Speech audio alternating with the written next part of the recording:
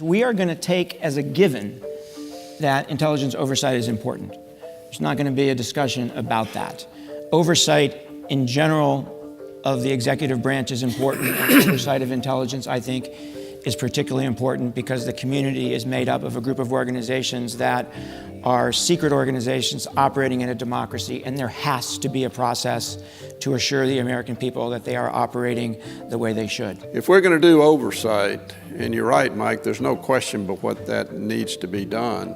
The way you prepare for that is to really get a feel for what's happening out among the people who are actually doing it. To me, the best oversight is that downrange oversight where members go downrange and spend some time with people doing the work on the front end, the pointy end of the spear.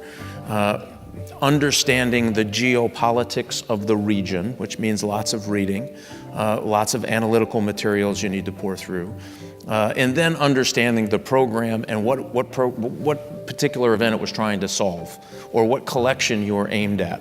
And so if you get those layers of depth, then I think oversight becomes a lot easier. Congress authorizes and appropriates funds for all of our government business, including the business of our intelligence agencies.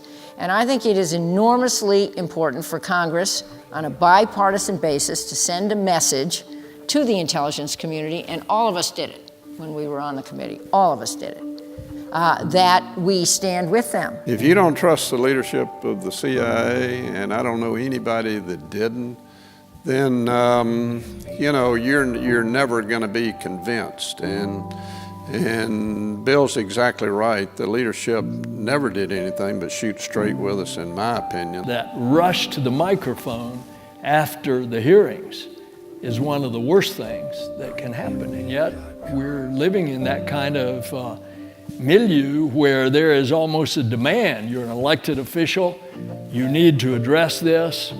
And if you say, I can't talk about that, somebody's going to try to get you to talk about it. If you're a member of the Intelligence Committee and you handle yourself correctly, you can't talk about being on the committee.